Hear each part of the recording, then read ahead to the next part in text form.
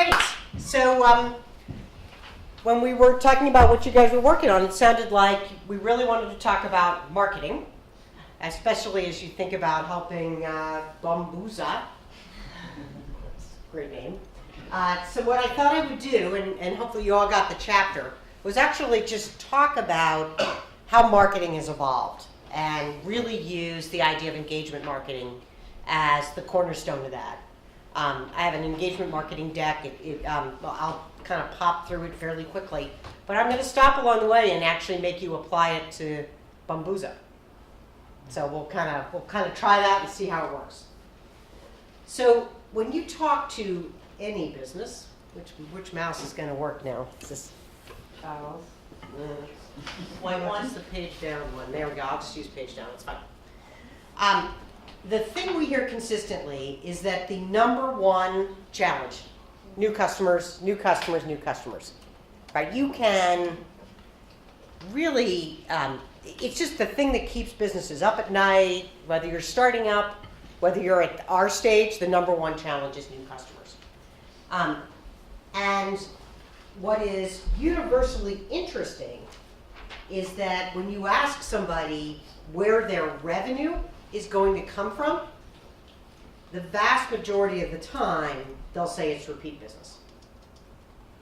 And so when you talk about marketing, it always goes back to new customers, and then you're like, what are you doing to drive repeat business? And you kind of get this quizzical look, like, what do you mean? They just come back. The idea of engagement marketing is that you can actually flip marketing on its head. Focus first on engaging the people you already know, and ultimately they will be your best source of new customers. One of the other ways to think about it is if you talk to a business about where's your revenue this month or this quarter or this year going to come from, they'll pretty much say 90% current customers. They might say 80, they might say 75, but it's way north of 50, right, of their business is going to come from folks they've already met. Okay, that's great. So you're expecting 10% new business. Good. Now let's break down the new business for you, right? And then you go into the new business and you say, well, what percent of that actually comes from word of mouth from your existing customers? And again, they might say 90%, they might say 80%, but they'll tell you the vast majority of their new customers come from word of mouth. You hear it all the time. So when you think about that, all right, that means 10% is coming new business, 90% of that's word of mouth, 10% of that is new prospects that I'm generating with my marketing. So let's add all that math together, right? 1% of their business is going to be driven by their marketing. And yet they spend every marketing dollar and every marketing minute focused on that 1%. It's kind of crazy when you think about it, but that is what modern marketing has been all about. How do I drive the 1%? Engagement marketing is marketing for the other 99%. And here's the cool thing, it'll drive the 1% too.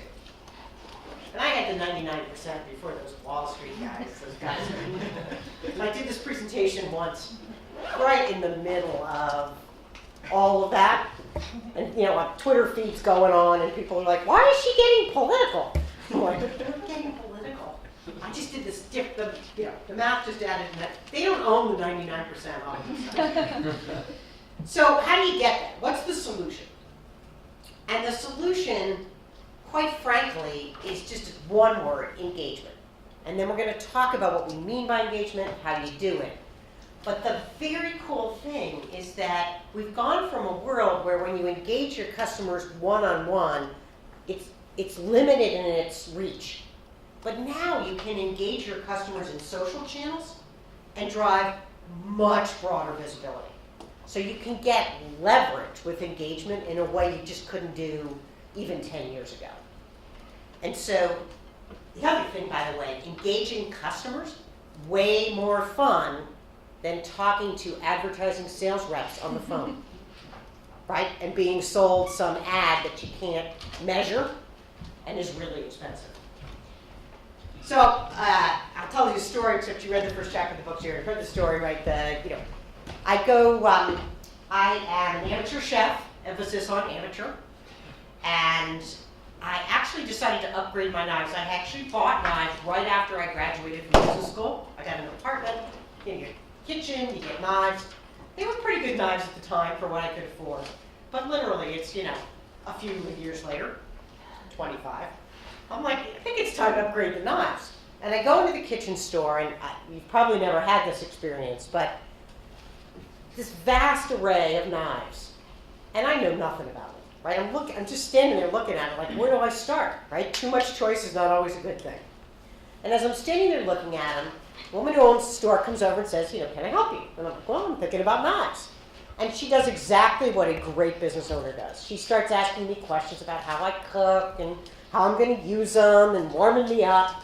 Before I know it, the cabinet's open and she's got it in my hand and I'm feeling the weight.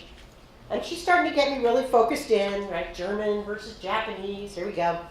Finally, like, the wow moment happens. She says, well, really, the only way you can judge a knife is to use it. She goes behind the counter, pulls out a chopping board and a bag of carrots, and says, let's do some chopping. I'm blown away, right? I'm just totally blown away. I do the chopping, I fall in love, I buy the most expensive and, knives. It's all good. But not only did I buy the knives, the experience was so great that when I have people over, and my husband and I entertain a lot, and we often bring the guests into the cooking process, right? Kind of around the kitchen island, everybody's doing it. I tell them the story. And it just turns out that most of the people I have over live in the general vicinity of where we live and had never heard of her store.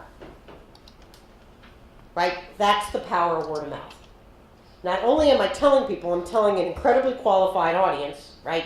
Geo-targeted, same socioeconomic background, and I'm raving about her knives. That's the power of word of mouth. It's always existed.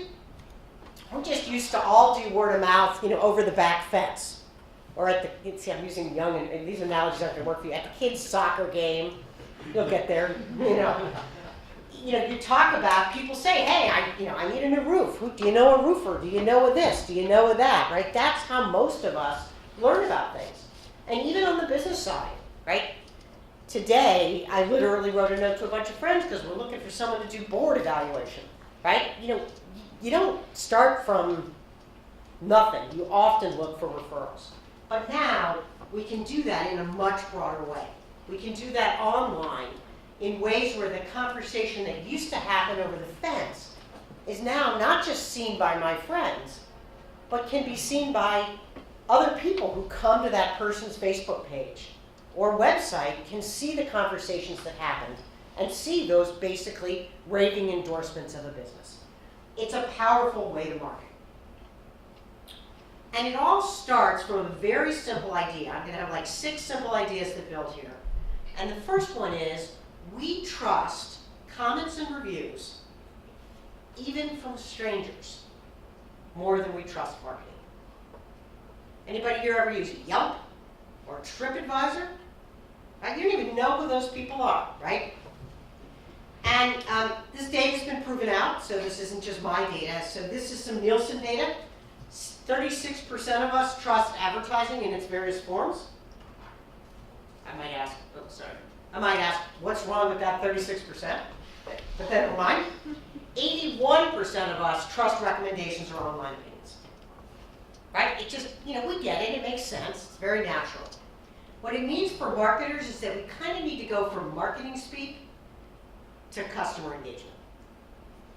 Because when we engage our customers and their voice is present, so I've used the review sites example, but that's not the only example, right?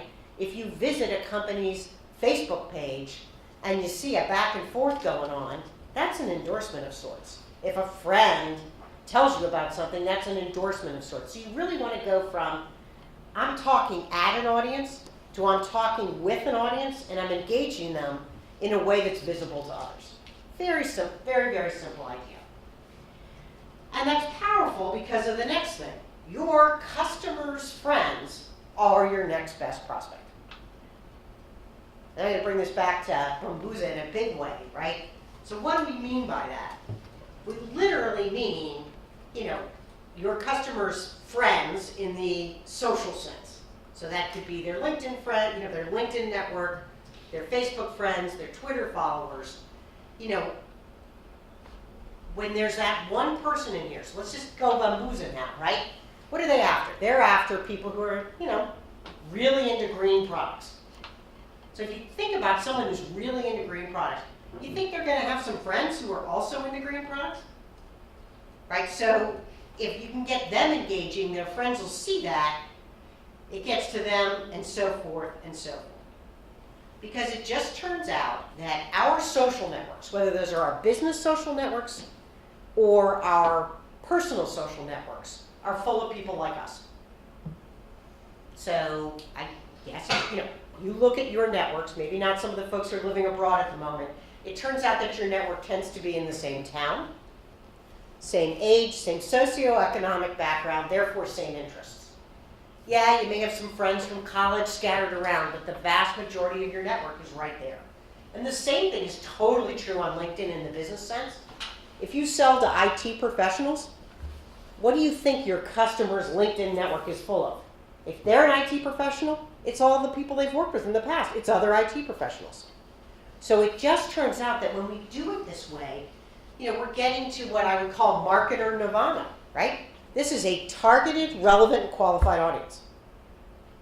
So not only are you getting to this targeted audience as opposed to like mass advertising, where you're kind of reaching out and hoping, you're getting to them through someone they know, right? We trust our friends, we trust the voice of the customer more than we trust marketing.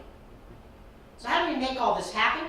That's the engagement marketing cycle that we talked about. And I'm going to break it down. So let's dive in.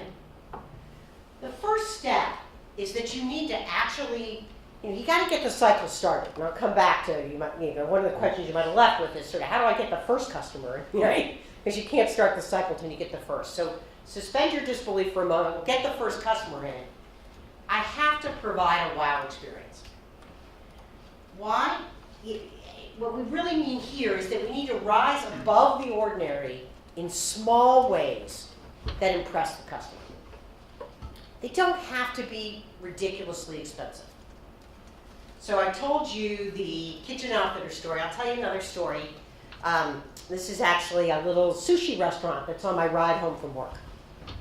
So I work fairly long hours and probably get takeout more often than I should. That's what happens when you work too long. But as such, I've really got the thing down about exactly when I need to call to get there and the food will be ready. So I told my husband I'd be home at a certain hour. Half an hour later than I said I would leave the office. I finally left the office. I called to get the food, right in the right time. Got there, it wasn't ready. Between the time I called and the time I'd gotten there, they'd gotten slammed.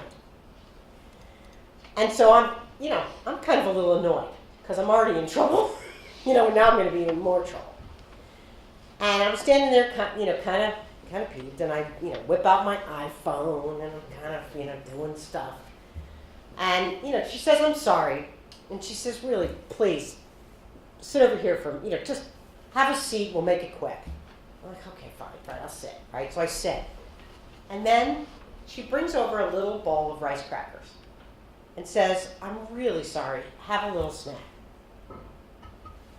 Wow. It turned me. I went from angry to remembering why I love this place to really having a good feeling. How expensive was that bowl of rice crackers? Right? So when we say rise above the ordinary, people think you're expecting them to do things that are expensive. Here's the bummer. The American service experience has gotten so bad, you don't actually have to go very far to rise above the ordinary. Right? You just need to make a tiny bit of a connection. And when you do that, it creates this moment where you have, I got a bunch of examples of rise above the ordinary, let me skip that. You get an opportunity to entice them to stay in touch. So what do I mean by that, right? I can't engage you if I don't have a way to get in touch with you. So if I meet you in a business environment, I meet you at a trade show, and we don't exchange contact info and you walk away, right, it's over. Same thing's true in a retail experience, right? Bambuza has the advantage of being an online experience, so they at least capture contact information if you buy online, but not so much if you don't, although they could do, we can talk about how they could do that. But whether it's Facebook, whether it's LinkedIn, whether it's Twitter, whether it's email, I've got to get you to take an action to make a connection. And you are not going to do that if I haven't made you think it's like I'm a good business. If I haven't gotten you to care in one way or another. So the challenge here really is not to let people walk out and hope they'll remember you. It's to actually get them to make a connection with you. The good news is that as a society, we've gotten pretty familiar with this process of being asked for an email address, being asked to fan someone on Facebook. It's no longer like a strange or mysterious thing. And as consumers, we've actually become both more willing and more picky. We know what the gig is, right? I'm going to join your list. I kind of have a sense of what I'm going to get. If I like your business, I'll say yes, and if I don't care, I'll say no. No's okay. Right? It actually doesn't hurt to get a no. We'll come back to this, right?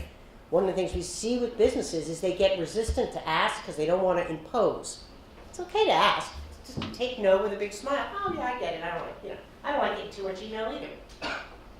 But you've also got to have a reason for them to join. So my friend Kitchen Outfitters doesn't say join my mailing list. What they say is we have some really cool cooking classes. Join our list so you can hear about the classes. They actually also do a little birthday club, right?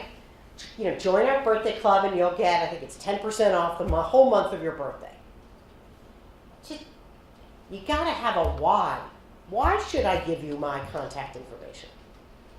And by the way, when you go to any big retailer, they've trained everybody at the cash register. Not necessarily with a very good why, but try to get out of the gap without giving them an email address, right? But it's the little guys haven't figured this out yet, right? I mean, I've been in the business for 13 years now, and I still, more businesses I walk in and they make no attempt than make an attempt. It's well below 50%. But you've got to have a why people should join. And it can't be just about promotions and discounts. I'm just skipping, I have a whole bunch of stories to tell. Which gets to the next thing, right? They won't join if you don't ask. And yes, you really have to. Right? And it's not just, I say you, it's not just the business owner, they got to teach their team to ask. And to ask with some conviction, not just like, yeah, you want to join our list? Right? I don't want to join your list now. Right? No is easy. And you've been there, the clerk's mumbling, yeah, you want to join our list? They're doing something else. They got to look you up, make your eye and say, we have this great email that'll tell you about cooking classes. Want to join? Well, maybe now I want to. Or, the Currier Museum of Art, right? Want to hear about our latest exhibits? We can keep you up, give them a reason to join. And I got to say, Bambuza has a lot of good stuff, right? Stay in touch with ecological news. Hear about our new products. Find about new uses, right? They have a lot of cool things they could be talking about other than just buy now, buy now, buy now. Right? Generally, the rule is should be like 80% informational and at most 20% promotional. So if all you're going to do is promote it to somebody, nobody cares. You give them something to get excited about. You got to engage. Because once you get them, you got to engage them. And there's lots of different ways to engage. You can start discussions. You can do promotions. Events are a fantastic way to engage. Polls and surveys, sharing information. I'll tell you one of my other favorite Kitchen Outfitter stories. About once a quarter, she does a knife sharpening day. Free knife sharpening. I feel like I'm all into knives here, but as a cook, you really, sharp knives are great. Up to 3 knives for free. And it's funny when you go in because you see everybody like walking in, they've got the knives wrapped in their kitchen towels under their arm. And of course, there's a line. She doesn't make you wait in a line. She greets you at the door, she takes your knives, she gives you a number, so you are free to browse the store while you wait. Right? Brilliant. So the weekend she does a knife sharpening thing, she drives an extra $5,000 in revenue. Because her store is beautiful. If you're a cook and you're standing in her store, there's no way you're getting out of there without buying something. It's just, you'll always find something you want. And it costs her about $500 for the professional knife sharpener to be there for the day. It costs her about $30 a month to use Constant Contact. And I laughingly say, how does she know email marketing is working? And the answer is because people show up with knives, right? It's like the only way they would know, right? So she's, opens and click-through rates are great in email, but people with knives are better. But there's all sorts of, the whole thing that we're trying to get to now is that you need to do more than just get people to read. You want them to do something. So online, you want them to like, to share, to take a poll, to enter a contest. You want them to do things in a perfect world where it actually shows up in other people's feeds. And it's a little, it's not as easy as you might think, but I'll show you a couple of examples. And I would say the other great news is it doesn't always need to be your own content. The wonderful thing about Facebook, LinkedIn, and Twitter is curating, which is a fancy word for finding the best articles and reposting them, right? Curating other people's content works. So this is a business-to-business example. She's basically saying, today this copywriter shared information that could only come from one of the industry's most, famous blah, blah, blah. And people are already reposting, commenting, and sharing. So she's getting reach as an expert, even though she wasn't the expert. Kind of cool. I love what this woman did. She does a Q&A. It's Friday, time for another fashion Q&A. Like this post and post your questions below. Right? So she's already getting people excited and participating, and then she's going to use Facebook to do a live event. And it's literally just Facebook. She's not using any fancy tools. Boloco, anybody been to a Boloco? Kind of love these guys, big Constant Contact customer. And they're like the master of what I call the short form. Right? Happy Sunday. Are you being lazy or productive or both? How easy is it for you to comment? Lazy, productive? Right? Constant Contact is a cool thing. We do a lot of fill in the blanks. Right? It's Small Business Saturday is coming. My plan for Small Business Saturday is blank. Right? It just pulls people in. Right? You want to fill in the answer. Right? And so all of these are examples of things that get people to engage, and when they engage, their friends see those comments, those shares, those posts. So you're kind of getting that, what we call social visibility that goes with this. Too many examples. Because what we're really trying to do when we engage is stay top of mind so they remember to come back. But if we get it really right, that engagement also drives this social visibility that gets in front of, remember, your customers' friends are your best prospects, and brings them back in too. Oh, look, I see what they're doing. That really works. So the idea that this engagement drives social visibility, I'll show you. This is one of my favorite examples, and it was from a year ago, so it's becoming seasonal again. So here's Donna's Cookies. And they post a picture of their Christmas cookies with, I love this, 4 words. Yup, we have them. Didn't take a lot of copywriting. Yup, we have them. And Eileen Ross and 9 other people liked it. Actually, Eileen shared it. Let's just follow that share for a minute. She shares it with this comment at the top. Look at these adorable cookies, holiday cookies. since they're from Donna's Gourmet Cookies, I'm sure they taste even better than they look.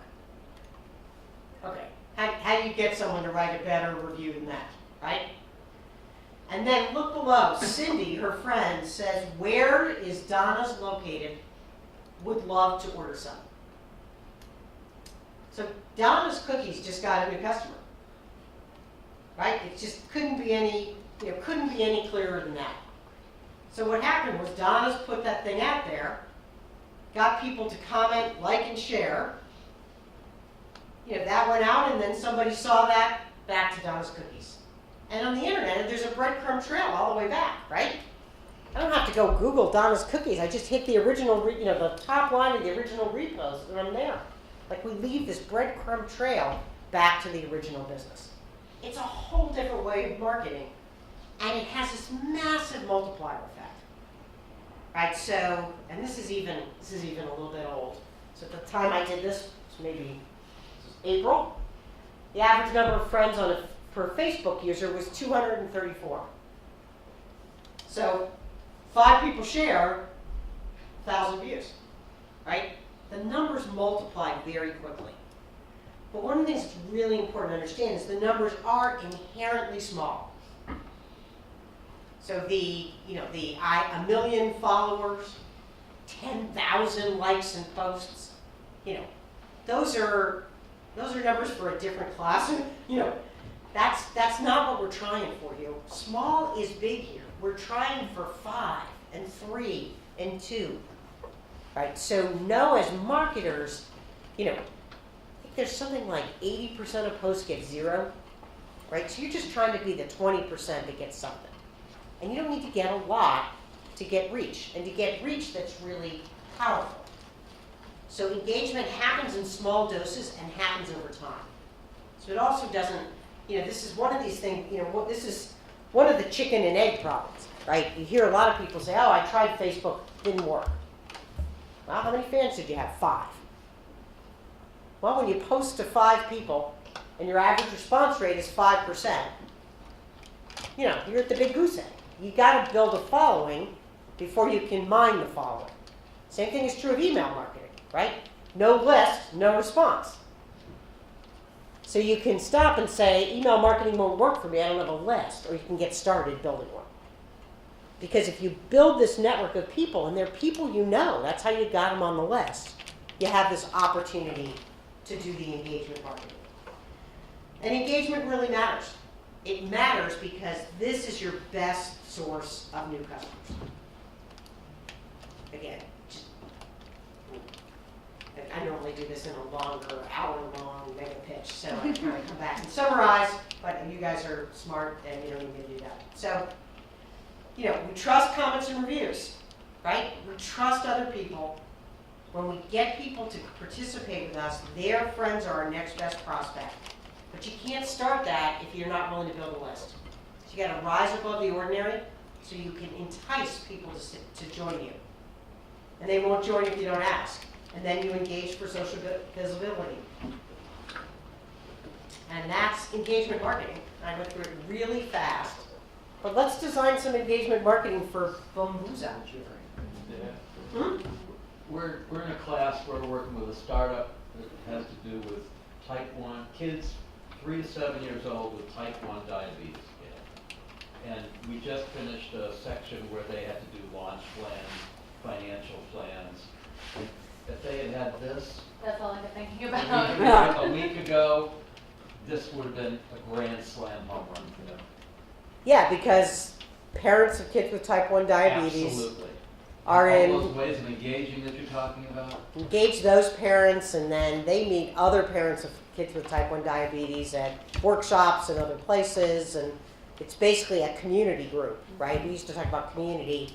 I think the days of building private communities have kind of gone away, the Nings and the kind of, we're going to get everybody over here in our walled garden, and have now just moved into the mass social networks, right? People are doing this stuff on Facebook, and they're willing to share, more than you would expect them to in a public forum. But yeah, Gail, are those numbers, the 2s and the 1s and the 5s, is that viral for small business? that's viral for small business. Yeah. Or social word of mouth is the other Yep. Word you hear a lot, social word, that's what social word of mouth is all about. And it's very, it's funny, you talk to a business and they're all about reach to new customers. And it's definitely important. But one of the things about engagement marketing is if you have engagement, particularly in your social sites, all of the spend you do gets better. Because when somebody finds you through the spend you're doing, comes to visit your website or your Facebook page, and they see customers engaging, it builds confidence. Right? We all visit a website, or we're talking about this company that we bought, right? When you search online and you find somebody and they have no reviews, what do you think? Right? You don't want to be the first one, right? Or they have one review and it's 10 months old, or 3 years old. Or you go to their Facebook page, they haven't posted in 9 months. It doesn't feel like a vibrant business, right? You're not going to go find them. So you've got to do these things now. They're almost being active is almost table stakes to be in, and then driving engagement takes it to the next level. And it means that you can then go spend on marketing, and when people come, you look like a company they want to do business with.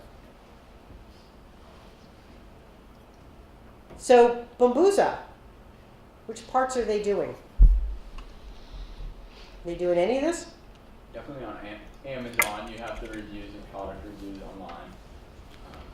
Facebook as well too, because I thought that was terribly interesting what you said about 80% in non-informational or whatnot when you post stuff. Because I help run a family business and I never do that kind of stuff. And now that I look at Bambuza, Bambuza does do that kind of stuff. I don't know if it's 80. Yeah, what's the family business? It's fried dough actually. Fried dough. Yeah. But every time I get on there, it's like boom, boom, like this is where we are, this is where we are. And it's kind of overloaded as far as an annoyance factor too. It doesn't get that circle to spread out. Yeah. I love fried dough because Right. yeah. Absolutely. Fried dough brings up a memory of, Sure. right? We all have childhood memories that involve fried dough. Maybe not some of our foreign students, but it's a bizarre American tradition. Yeah. And I'm sure you could find some interesting factoids, although I wouldn't, calories and fat content, not so much. Yeah, and you have a great opportunity. One of the, in the book, one of the most engaging things you can do is use pictures of your customers. So to the degree you're at an event and you run a contest for people, put up your, share your kid's happy smile. Right. You could literally, is it a truck? Trailers. Wherever you're selling out of, a big sign that says, Facebook contest, we give a, $25 Amex card every month to the best picture of Love it. someone loving their fried dough, right? Post it to our Facebook page.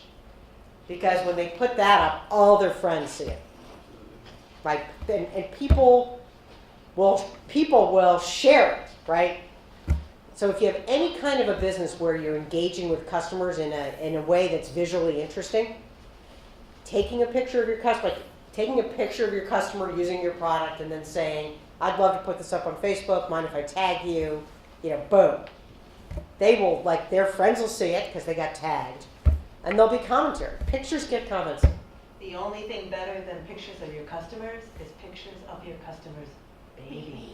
Or dogs. Or dogs. Or dogs. Animals. Or dogs. Any animals, right? Bundle. But babies, children, and dogs. And dogs actually. Dogs Probably test. more. Dogs test really well. I gotta tell you. Oh, but babies. Every time we've had a dog in our And men homepage are- picture, it does better than anything else. That's funny.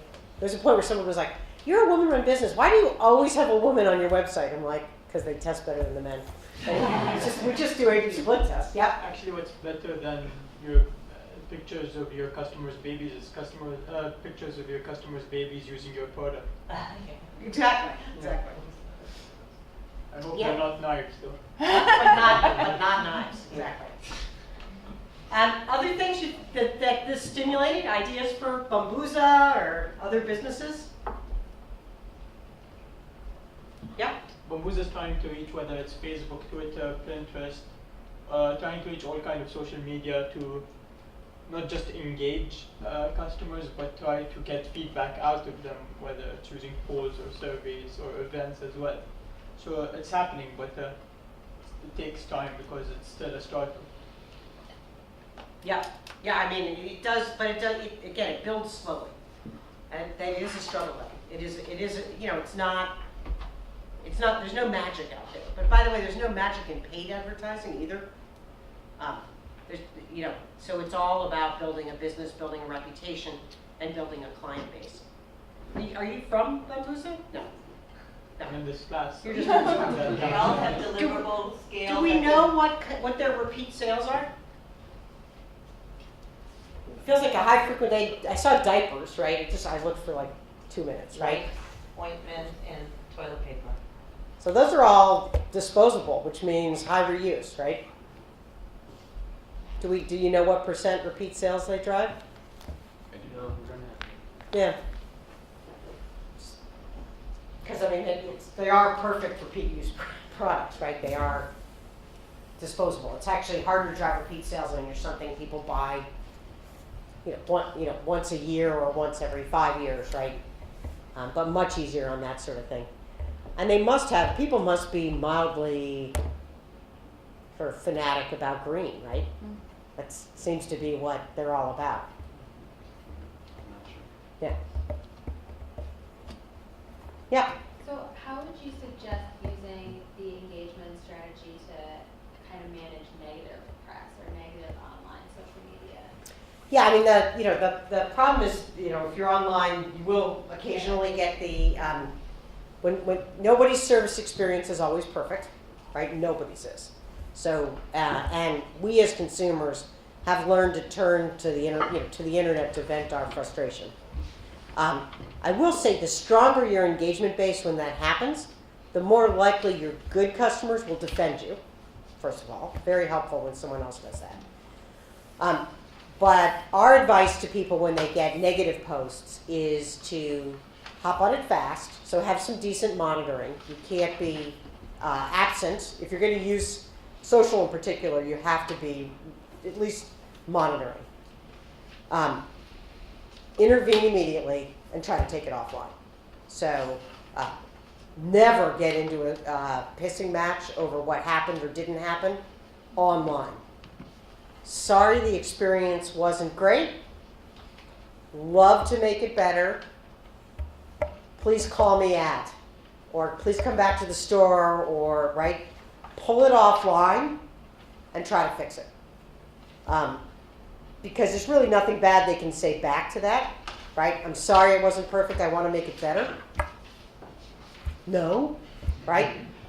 But if you start to say, well, did you, and you do see this where people are like, wow, you should have done X, instead of like telling the customer what they should have done or why the experience was bad because they didn't do it right. You're like, take it offline. Acknowledge it and take it offline is what we say is what the best thing to do. Sometimes that works, sometimes it doesn't. And the more engagement, by the way, that you have, the faster you push that down off the front of the page, right? So that's the other big problem. When you have low engagement, a single negative voice can dominate what people find on you. So again, one of the best defenses against negative is a lot of good. But I will say there's, we have a guy at Constant Contact who basically says, the problem with, with engagement marketing is there's no cure for sucking, right? If you do have a poor service experience, you're going to be exposed. But you would be exposed whether you were doing engagement marketing or not, right? That doesn't work in today's market. Not being online won't protect you from people writing reviews. They'll just do it on sites you don't control. And there's plenty of places to get on and rant if that's what you're in the mood to do. Other thoughts Questions? I went a lot faster than I was going to. Yes? If you're a company that's resource limited, are there certain sites that you want to focus on more than others, or is it better to? Yeah, so I think you're far better off having a decent, deep presence in one place than a little bit everywhere. And which place you should be very much depends on the business. I think on business to business, it's typically LinkedIn. Business to consumer, I would start with Facebook. And I think everybody should have an email list. Email is critically important because Facebook in particular is a really poor push communications channel, right? So you guys know what I mean by that, right? You can't send a message to people through Facebook easily. And when you post on your wall, Facebook decides which of your fans is interested enough to see that. And at the moment, that's about 15% of your fans. Say that again, it's about 15. Everybody knows what the EdgeRank algorithm is? Do 2 seconds. Facebook wants to keep your feed really engaging, so they make an individual decision for each of us what we want to see in our feed. And so if we like a business but don't engage with them again, they'll stop showing us the feed from that business. So on app, which is, by the way, the other reason why you need engagement is so you stay in the feed. So on average, a business post is only being seen by about 15% of its fans. So the equivalent to that in email is 97% of your mail is going to get in the inbox if you work with somebody like us. All right. And guess, 15, 97. Which one do you want? You're going to get the same 3 to 5% response rate. So it gets really small if you start with only 15%. So you need email to drive Facebook, actually. And by the way, Facebook has figured this out. Have you noticed that they send a lot of email now? Right? Single biggest sender of email in the entire world, Facebook. Interesting little tidbit, given that Sheryl Sandberg got up on a stage and said email is dead. But she is the single biggest sender of email. Right. Can you tell them how you got into this business and what your career is? Because it's really kind of interesting. Yeah, so I was technical before I went to business school. Did a few years at Bain & Company, now famous management consulting firm. Not the capital side, on the management consulting side. Yes, I worked with Mitt when he was there. And then went into the software industry and came up in software through the product management ranks. Anybody in tech here? Okay, I'll leave some of that out. And kind of came up through a functional role, kind of got to the GM level at a company, and then decided I was ready to be a CEO because it was the early internet days and everybody was becoming a CEO. I decided if they could do it, I could do it. So I took the dive. I guess this was April of '99.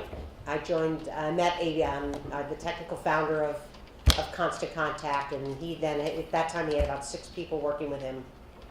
He was out trying to raise money, and everybody he met said, great idea, but you need a business person. You need a suit. He used to call me the suit. And I was out looking for a business to either start one or join a team, and as they say, the match was made. And 13 years later, I'm still working there. My longest job by 10 years. So I had only ever been somewhere 3 years before that. It's just funny. And it's just been a great ride. So we're just a great ride, but very different phases through the growth phase. We spent, I would say, about 5 years struggling to get initial scale. It was a long, slow ramp. You were the first one to do it successful. Yeah. Maybe the only one. No, I wouldn't say the only one. There's definitely a couple of others who followed us. But, the idea, it just sounds funny now because so many people have done it. The idea of a subscription revenue business at $15 or $30 a month in the VC world was, they were looking at me like, are you crazy? Like, you'll never get that to scale. Like, now everybody in the world has a $15 a month subscription, right? You probably have 5 of them yourself, right? Between Pandora and Rhapsody and Netflix and the 100 others you've gotten sucked into. I love recurring revenue. Subscription, good. But nobody had done it, really. I mean, that's right, nobody had done it. It was a very unusual model. I was trying to raise money when everybody was used to enterprise software, where you went into businesses and sold $1 million of software with a direct sales force. Right, at $15 a month, you can't have a direct sales force. So how did you make those initial sales to kind of start? Well, we definitely, the first 10 were friends of Randy and mine, right? I mean, so the first 10 are always direct sales. But then slowly we started taking it online, started first with pay-per-click advertising.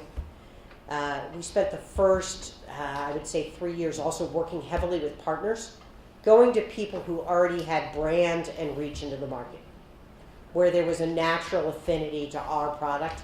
So our best partners at the beginning were the domain name registrants. Network Solutions and Register.com basically put us on the map. Right, get your domain, get your website, get your online marketing kit.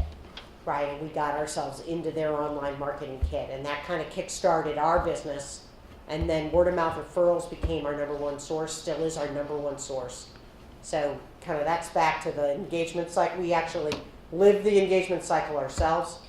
We create a pretty extraordinary wow experience. Sign up for a trial, a real life human being calls. For $15, I get a coach, right? And they're not a salesperson, they're a coach. They're designed to make you successful, right? So we really put a lot of wow around our product. Our experience is not just a dead software product. It's real people and a brand and local seminars, and kind of do a lot of things that create wow in our experience, and then get people to tell their friends. Because it turns out small businesses' friends, other small businesses.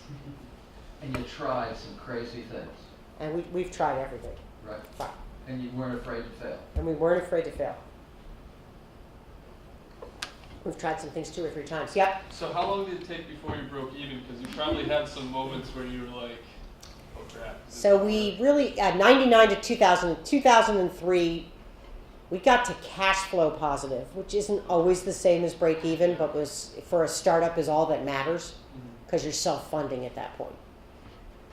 Everybody, I'd always worked for companies, I'd never been the CEO, so I'd always been kind of in marketing or engineering, product. And everybody used to say, oh, cash is king, but I never worried about, in those roles, I never worried about cash. And then you're the CEO and you realize why cash is king, because payroll comes around every 2 weeks. And even if revenues minus expenses equals profit, if the cash hasn't come in the door, you can't pay the employees. So cash flow break even was, we targeted it at 15,000 customers. Here was the problem. That's the problem with a small numbers business, right? 100 customers. We were averaging about $30 a customer at the time. That's $3,000, right? A month, And then it was 1,000 customers, which also sounded like a big number, but it was 30,000, and minimum scale employees, I think we're about 25, right? You assume $10,000 a person a month by the time you put in rent and utilities and all the, so it's what we're dropping $250,000 a month, and we got 1,000 customers at $30, so it's 30,000. Right, so we were burning cash for a really long time. We broke even at 13,000 customers in the fall of 2003. But it seemed like a long 4 years. Yep. Hi, so I'm coming from the perspective, I'm in the HFID program here, so user experience. Oh, excellent. And I'm wondering if you could speak to the connection between the customer engagement and the importance of the user experience and being able to market that experience, because it's an asset. Our team here is tasked with analyzing the Bombus's website right now, and I'm looking at it from that user experience branding perspective. Yeah, so I don't always associate user experience with and branding as directly related. So I'm always about, is there a really clear call to action? Mm-hmm.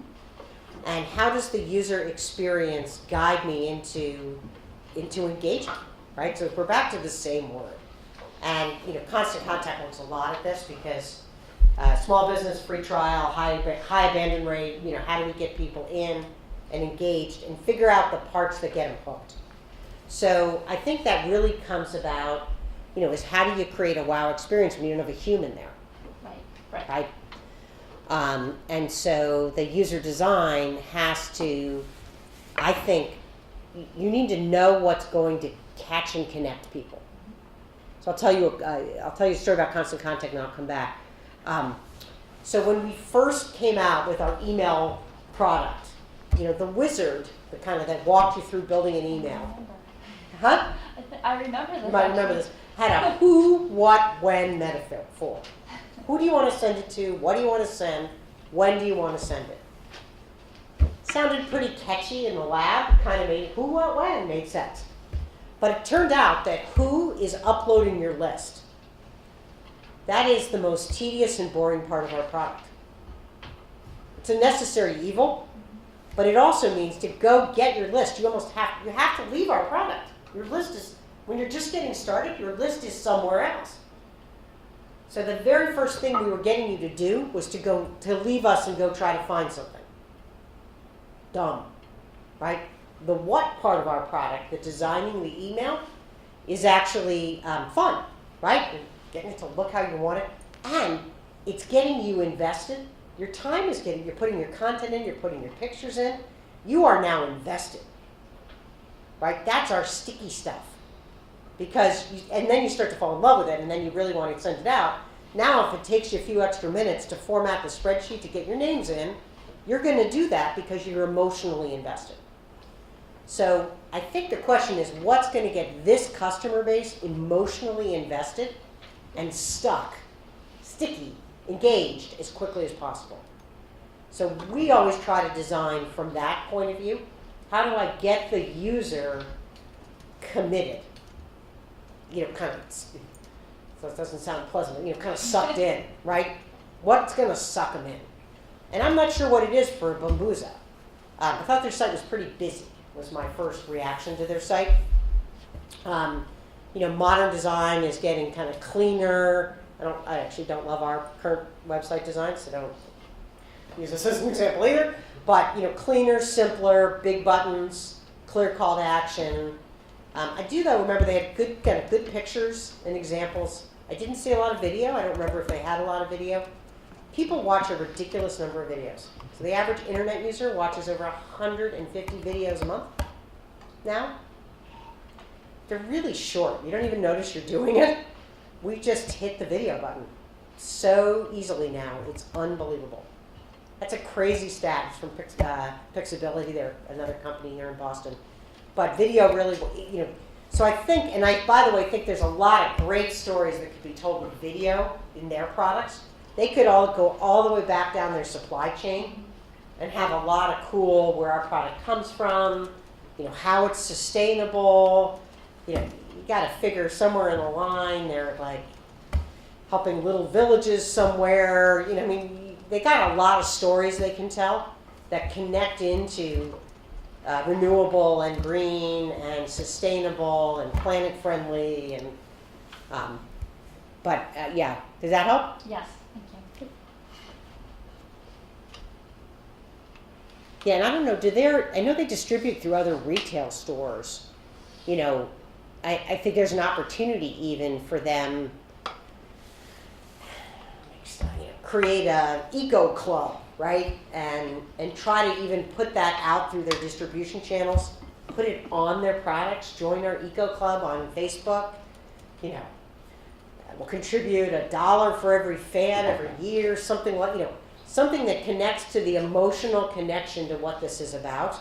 We'll give $1 to a Save the Planet fund or whatever they could be doing a lot that connects into their social charter. They got a huge social charter here.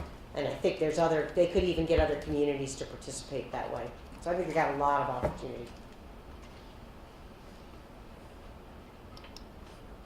I forgot that you said, and it reminded me, that you tried things more after they had failed. You tried them again. How did you have the courage, the foresight, the luck, whatever it was, to try things that had already failed? Yeah, so one of the things I think we did right and we continue to do right is compare notes a lot with other companies that are non-competitive but similar. So, you know, one of our buddies is, and these are relationships that get built over time through the industry in different ways.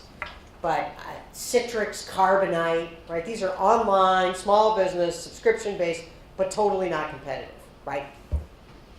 I used to be a company called Intranet. Some of my best ideas were shared from them. And so a lot of it is seeing other people make stuff work. And so it didn't work for us, but boy, it's working for them. Maybe we didn't, you know, one of the problems is when you try things is that there's always multiple pieces. There's the, you know, the medium, right? There's the offer, right? So, you know, what was wrong? Was it the, you know, was it the medium? Was it the offer? Was it the audience? You know, and so we kind of always had this idea that we'd done it wrong the last time, right? If it's working for those guys, we must have done something wrong. Let's try it again and see if we can get it right. And so I think it was a combination of knowing others were making it work and, you know, sort of believing that there had to be a way. And then we're rigorous testers and we're rigorous measurers. So we always have the metrics to tell us, you know, whether something's working.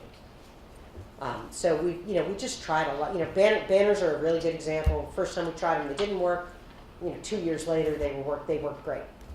You know, it just, everybody else was using them, it was working, we had to try it. You know, one of the things we tried that Carbonite uses really well is endorsement radio.